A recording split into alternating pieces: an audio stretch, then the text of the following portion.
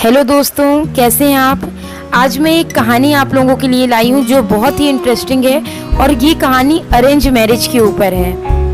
बात है यहाँ पे मिहिर और उनकी पत्नी अपर्णा की। दोनों की नई नई शादी हुई थी।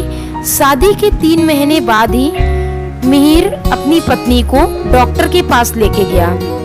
डॉक्टर ने कहा, बधाई हो, आप बाप बनने वाले हैं। सुनकर मानो मिहिर की खुशी का ठिकाना न रहा। उसने उत्साह से पूछा, कब? डॉक्टर मुस्कुराते हुए बोली, बस 4 महीने और इंतजार।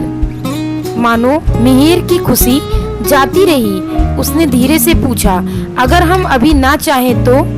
डॉक्टर ने कहा, सॉरी, अब बच्चा बड़ा हो चुका है और माँ काफी कमजोर है, उसकी जान को खतरा है। उसके बदले रुख से डॉक्टर भी हैरान हो गई, लेकिन वो क्या बताता कि शादी को 3 महीने ही हुए हैं। रिपोर्ट और अपनी पत्नी अपर्णा को लेकर वह चुपचाप निकल गया। गाड़ी में भी खामोशी छाई रही। बहुत हिम्मत करके उसने अपनी पत्नी अपर्णा की तरफ देखा और पूछा, कौन था? अपर्णा ने कहा, क्या फायदा, शादी की रात ही वो सुसाइड कर चुका है।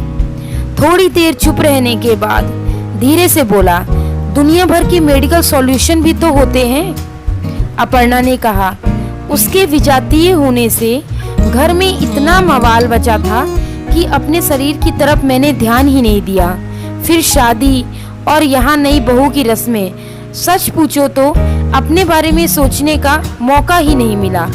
कहते हुए अपर्णा ने अपना सर झुका लिया। मिहिर ने कहा, क्या ये पत्थर सीने पर रखकर जीना होगा? अपर्णा कहती है, यही जीवन है, मैं भी तो एक मौत का कारण बनकर जी रही हूँ ना। रूखा सा जवाब देकर उसने मुंह फेर लिया। मिहिर ने कहा, लड़कियां बहुत बहादुर होती हैं, कहकर दरवाजा खोला और उसने चलती गाड़ी से पुल के नीचे छलांग लगा दी। अचानक से शरीर के पीछे की तरफ झटका खाया और वो वापस गाड़ी में था। सर गाड़ी के किसी हिस्से से टकराया था, शायद उसने चोट पर हाथ रखा। मिहिर का चेहरा आंसुओं से भीगा हुआ था। मत करो ये, ऐसा उसकी पत्नी ने कहा। एक और बोझ सीने पर लेकर नहीं जी पाऊंगी।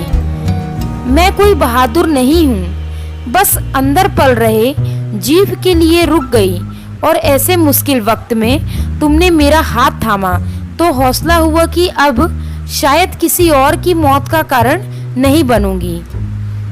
मिहिर ने उसकी आंखों में बस रही दरिया का देखा। वहां सिर्फ और सिर्फ वही था, लेकिन दूसरे का पाप मैं सीने पर नहीं उठा सकता। तुम जानती हो कितना मुश्किल होता है। अपर्णा ने कहा, हाँ, लेकिन ये मेरा पाप नहीं, प्रेम का उपादान है जो मुझे उससे मिला है, जिससे सामाजिक रूढ़ियों ने मुझे मिलने नहीं दिया। मिहिर झुंझलाया, आखिर तुम चाहती क्या हो? अपर्णा ने कहा, थोड़ा वक्त, ताकि इस अनचाहे पेड़ को कोई बाग नसीब करवा सकूं। मिहिर ने कहा, तो तुम चाहती हो मैं उस बाग का माली बन जाऊं? अपर्णा ने कहा। कोमल क्षण में वो हंसी, नहीं, मैं तुमसे कोई बलिदान नहीं मांगती, बस चाहती हूँ तुमने हाथ थामा है तो मुश्किलों में साथ दो।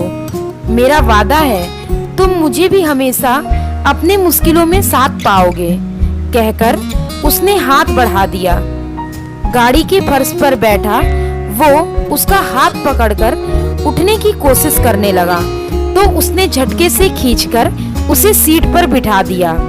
मिहिर ने कहा कि आखिर जाने किसने ये अफवाह फैला रखी है कि औरतें कमजोर होती हैं। दोनों ने एक दूसरे को मुस्कुराते हुए देखा और बस अपने सफर में निकल गए। उम्मीद करती हूँ कि ये कहानी आपको बहुत अच्छी लगी होगी।